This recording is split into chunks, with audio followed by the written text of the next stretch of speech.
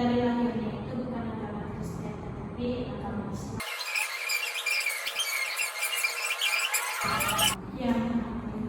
Tapi kemarin kan aku ada beberapa kali lihat berita itu deh, orang Kristen dia bunuh diri. Menurut kakak dia diselamatkan nggak sih? Bunuh diri ya. Tentang keselamatannya orang Kristen bunuh diri.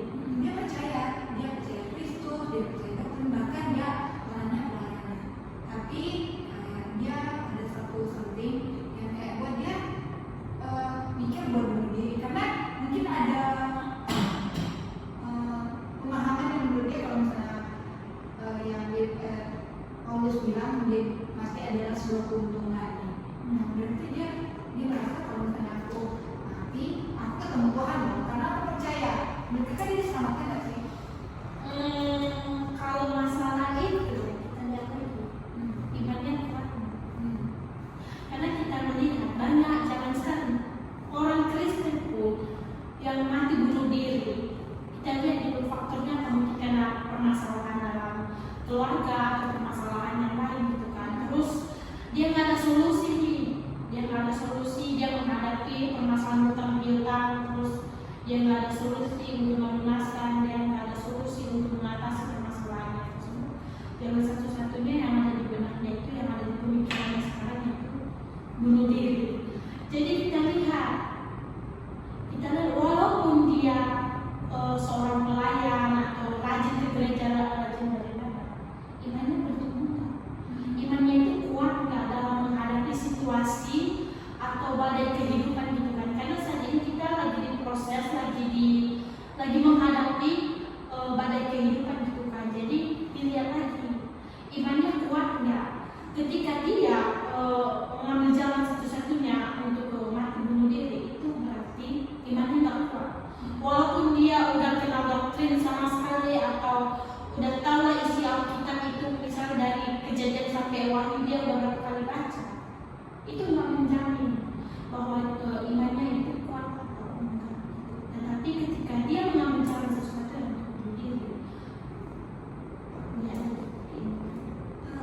Tapi kan syarat buat diselamatkan dia punya iman kepada Yesus Kristus kan? Iya. Kita diselamatkan karena kita percaya bahwa Yesus adalah juru selamat kita. Iya. Nah, dia percaya itu, dia punya iman itu. Menurut mereka kita tetap diselamatkan.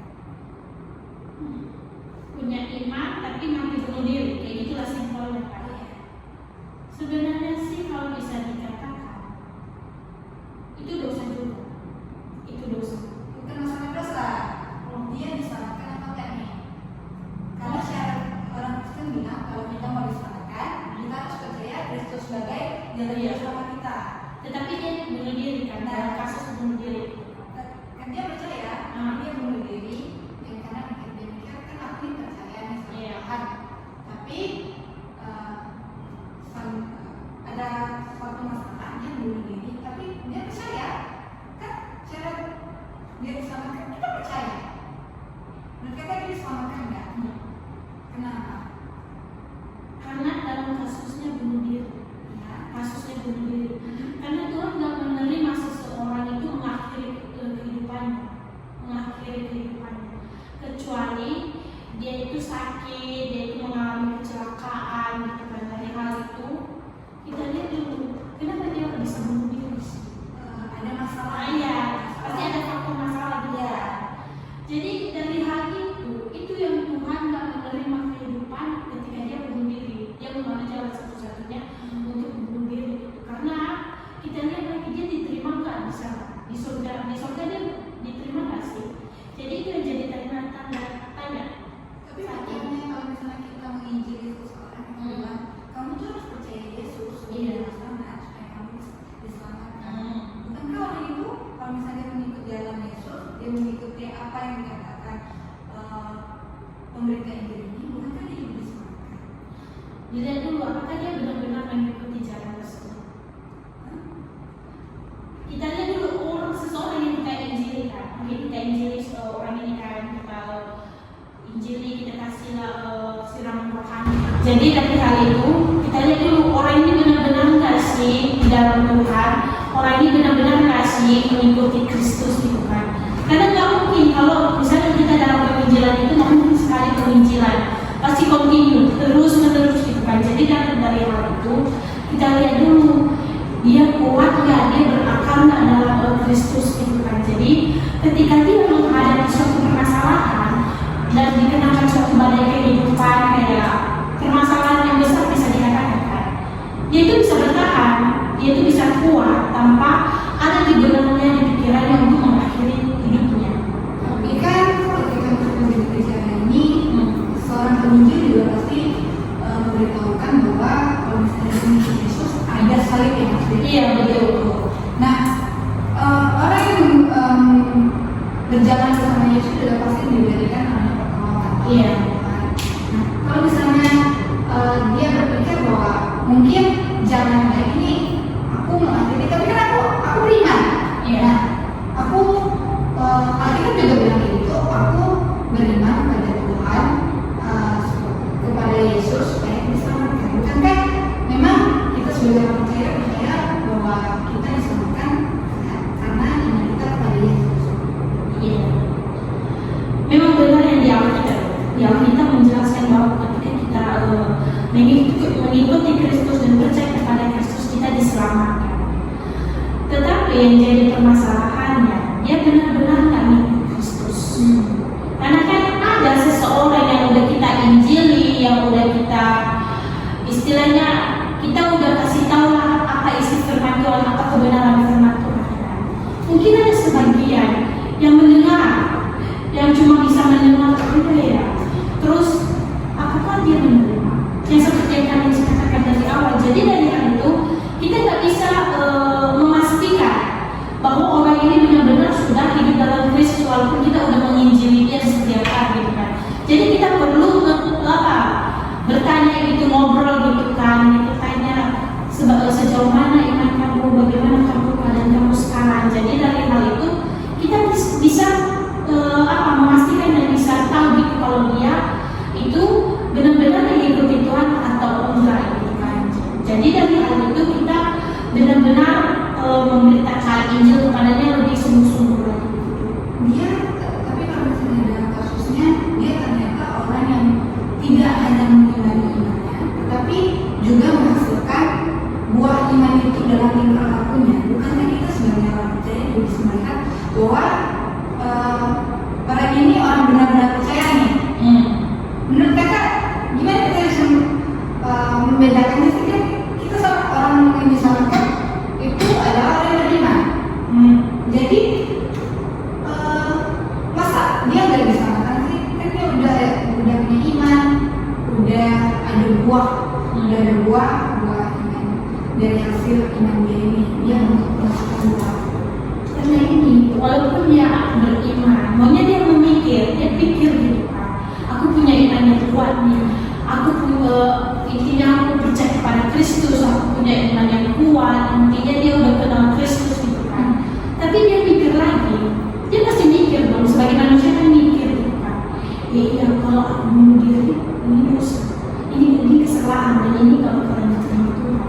Tetapi kembali lagi ke pribadinya, kenapa gitu kan? Kenapa kalau misalnya situasi dan kondisi yang dia hadapi itu udah benar-benar gak kuat, nah lihat lagi keimanannya, dia benar-benar kokoh nggak seperti akar gitu kan, yang benar-benar berakar gitu kan, kuat akarnya gitu kan. Kalau misalnya imannya itu hanya sebatas ya akar yang bisa dicabut, ya percayalah dia pasti bakalan melakukan hal-hal yang nggak diinginkan Tuhan gitu. Jadi kembali lagi ke pribadi orang itu dan keimanan orang tersebut. Karena kita melihat lagi kalau misalnya nih pohon diterpa angin, badai, petir segala macam, kalau akarnya kuat dia pasti bertahan. Terus ada satu lagi pohon, dia berakar ditimpa dengan angin, badai dan segala macam, dia tumbang, berarti akarnya itu nggak kuat. Jadi bisa kita dari ilustrasi ini kita udah tahu sendiri dulu kalau akarnya nggak kuat bisa tumbang, kalau akarnya kuat dia berdiri tetap. Jadi percuma dong sebenarnya Kristen punya iman yang kuat, menghasilkan buahnya yang pokok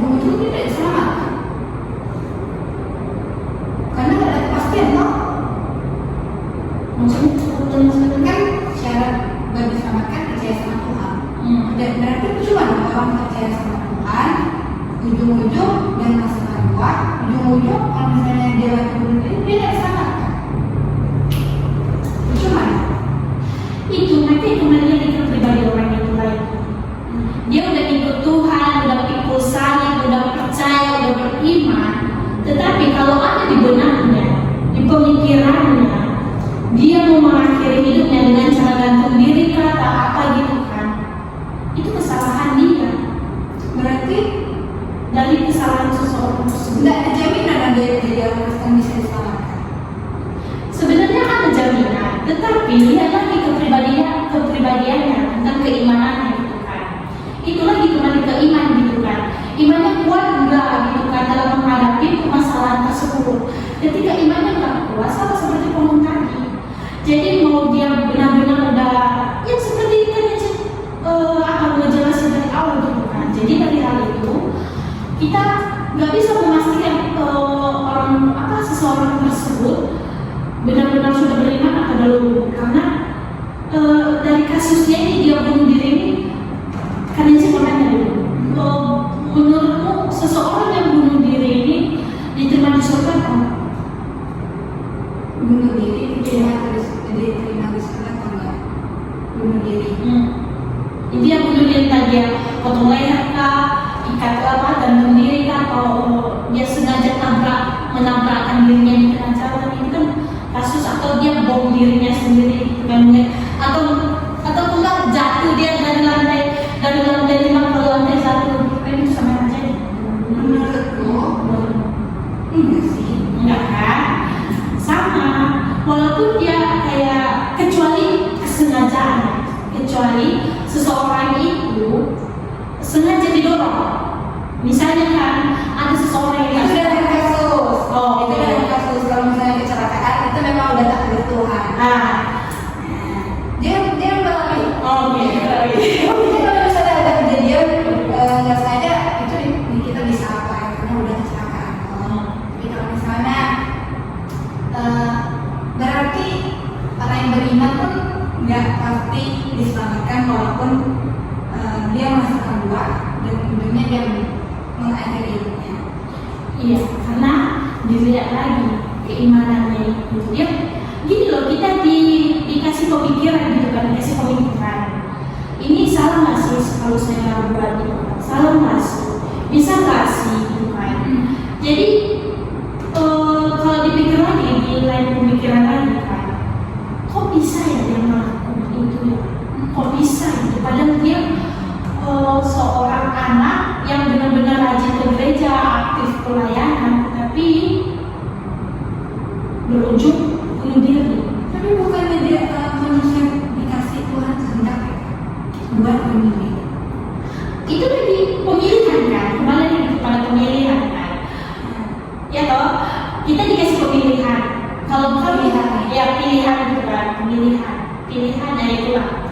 Jadi dari hal itu dipilih nih, kamu mati, kamu ketika melakukan hal yang tak sesuai dengan apa yang Tuhan mau, apakah Tuhan menerima itu atau enggak? Jadi itu dari pribadi kita, dari dari keadaan batin kita gitu kan. Kita berkurang sama batin kita. Aku nggak sanggup menghadapi dunia ini. Tetapi di satu sisi ayo bangkit lagi. Tapi di sisi lain menyerah, di sisi lain kayak mendorong ayo bangkit. Jadi kayak batin kita itu kayak saling nggak sinkron gitu, nggak saling kerjasama. Jadi dari hal itu terkadang pemikiran manusia ini bisa kemana-mana gitu kan, ada positif negatif bercampur jadi satu gitu kan. Jadi ya udah, ketika dia udah nggak bisa mikir lagi jalan satu-satunya itu Dia punya kehendaknya buat mengakhiri hidupnya kok. Berarti apakah dia tetap nggak diselamatkan? Dia punya kehendak, tapi dia juga punya iman. Dia percaya, tapi dia punya kehendak kayak aku mengakhiri hidup aku aja. Udah, dia diselamatkan. menurut kalian saya nggak. Kenapa? Walaupun seseorang ini memiliki kehendak dan beriman, tetapi dia bisa mikir lagi dan bisa pilih jalan yang baik dan jalan yang nggak baik gitu kan. Walaupun dia beriman sekalipun, itu menurut kalian sih, karena Karena iman, sama Jadi kalau misalnya dia dihadapkan sesuatu kehendak dan beriman dirikan, terus dia mikir gitu, aku ini bisa nggak sih memilih jalan ini? Aku bisa nggak sih memilih jalannya? Misalnya nih, aku mau bunuh diri deh. Misalnya ada dua pilihan, bunuh diri atau enggak gitu kan. Terus ketika dia memikir, walaupun dia beriman, mikir dia kan. Ketika dia berpikir,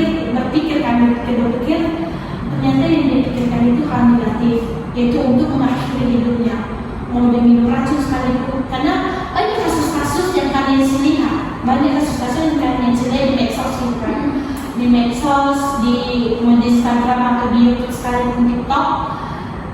Dia memang orang Kristen, orang yang taat, benar-benar taat kepada Kristus. Intinya dia taat gitu kan.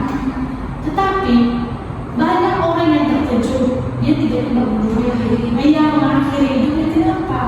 Kenapa? Ternyata selama ini permasalahan yang dia simpan sendiri, dia nggak mengubahnya. Maksudnya dia nggak ada cerita sama orang lain kalau dia itu ada permasalahan gitu, karena ada pergumulan. Nah, jadi dari hal itu orang nggak ada lihat, hanya dia kayak dia seakan-akan permasalahannya itu dia pendam, udah dia pendam kan, artinya dia udah sanggup lagi gitu kan. Sama seperti gelas itu air sampai penuh kan, itu pasti meluap gitu kan. Sama seperti ini, ketika udah waktunya dia udah nggak sanggup, udah jalan satu-satunya itu. Tapi dia beriman. Iya. Gitu. Karena dari hal itu banyak coba kamu lihat di media sosial, banyak. Tapi menurutku ya, orang yang beriman itu gak bakalan bisa mengakhiri. Tergantung pemikiran orang di sini. Maka itu yang kita sebutkan. Dia kan dikasih hak untuk memilih itu kan, itu lagi, walaupun dia diterpa badai angin segala macam, kalau menurut kamu yang kamu katakan sedemikian tadi, dia itu bisa mikir kembali ke pemikiran, ke pemilihan antara membunuh diri atau enggak, itu dari pribadinya sekarang. Jadi misalnya kalian kasih contoh, terus misalnya kalian aktif kan segala pelayanan, terus di mata jemaat, di mata bapak gembala, ibu gembala segala macam, kayak ada ini bagus ya dalam pelayanan segala macam. Terus ternyata kondisinya ada pergumulan pribadi, tapi kondisi gak ada cerita ini ya. Kondisi orang benar, orang percaya. Terus udah kondisi mikir apa ini cerita semua benar. Saking udah pendamnya, udah penuh itu permasalahan, udah kayak terkadang orang yang udah dalam situasi permasalahan itu dia bakal berada di titik, benar-benar di titik dia mau kayak mengakhiri kehidupannya gitu kan. Ada di satu sisi seseorang ketika dia beriman, dia kuat, imannya dia kuat, dia pasti berada di titik yang benar-benar dia kayak udah kayak mau jatuh gitu kan, nggak ada harapan hidup. Tetapi ketika dia ingat Kristus penyelamat dia percayalah, dia bakalan memilih jalan yang benar untuk tidak mengakhiri kehidupan. Tapi menurutku orang yang buat beriman, orang yang bunuh diri itu benar-benar orang yang beriman. Kan kembali lagi ke pemilihannya itu sih, dari pemikiran dan pemilihan itu. Gitu. Jadi dari hal itu, yang seperti kamu katakan tadi, orang yang beriman bisa mengakhiri hidupnya di keselamatan. Jadi dari hal itu, dari pribadinya sih, dari pribadi orang yang walaupun dia beriman atau enggak gitu, dia beriman, tetapi ketika gitu. Jadi kita bisa lihat imannya kokoh atau enggak gitu kan. Jadi dari pribadinya sih. Tapi pada dasarnya kalau kita membaca kitab, sebenarnya orang yang beriman itu seperti apa sih? Orang yang beriman kepada Yesus Kristus, dia tidak berarti bahwa dia mengerti firman Tuhan, tapi dia gimana dia menghidupi firman. Iya betul. Jadi orang yang sebenarnya orang yang mengakhiri hidupnya itu orang beriman, sama sekali tidak ada iman iman Kristus dalam dirinya. Tetapi kan kita lihat lagi kan yang dari pembicaraan tadi, dia kan orang beriman ini yang tadi kan dia orang beriman, tetapi dia mengakhiri hidupnya. Ya udah seperti yang tadi dikatakan. Nah, justru orang yang beriman dia tidak memiliki orang beriman, orang yang dikatakan beriman tapi mengakhiri hidupnya karena satu masalah itu. Dia sebenarnya menunjukkan bahwa dia tidak beriman sama sekali. Gini deh, kita bisa melihat iman itu dari mana sih? Yang kita orang yang bisa lihat tuh hanya apa yang kita lihat, tingkah lakunya, kenyataannya, kehidupannya. Tapi suatu hari udah mengakhiri hidupnya, apakah dia benar-benar beriman? Ini lagi, kita bisa melihat seseorang yang beriman itu dengan cara dia benar-benar merasa beriman sama Tuhan. Apa itu maksudnya? Kedekatannya, keintimannya itu dengan Tuhan berrelasi sangat baik relasi. Benar. Nah, kalau misalnya kita melihat itu, bukankah kita bisa melihat iman kita antara kita pribadi dengan Tuhan? Iya. Nah, ujung-ujungnya kita bisa lihat iman itu bagaimana kita setia dengan panggilan kita, bagaimana kita setia mengerjakan perintah Tuhan, mengerjakan Tuhan. Dan justru orang yang melakukan ibadah setiap hari, berpelayanan, bahkan melakukan belajar doktrin tiap hari, tapi di akhir hidupnya dia bunuh diri, itu menunjukkan bahwa dia tuh nggak punya iman sama sekali.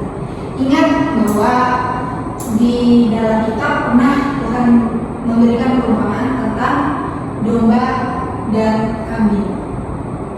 Ya, percayalah kalau sebenarnya ada orang yang dibilang beriman, dia melakukan pengajaran yang Tuhan berikan, dan akhir hidupnya dia mengakhiri hidupnya, justru itu menunjukkan bahwa itu orang itu tidak punya iman. Jadi orang yang beriman itu tidak pernah ada tersirat artinya kalau dia mengakhiri hidupnya. Itu akhirnya kembali kepada pemilihan dan pemikiran dia. Nah, justru kalau misalnya kita bilang benar kita adalah orang beriman, pemikiran kita enggak bergantung pada rasio kita, tetapi kita juga saat kita ditekan bahkan dalam penderitaan sekalipun kita punya iman kan. Orang yang benar-benar beriman bergantung sama Tuhan. Tapi orang yang tidak beriman akan mengambil keputusan untuk mengakhiri hidupnya.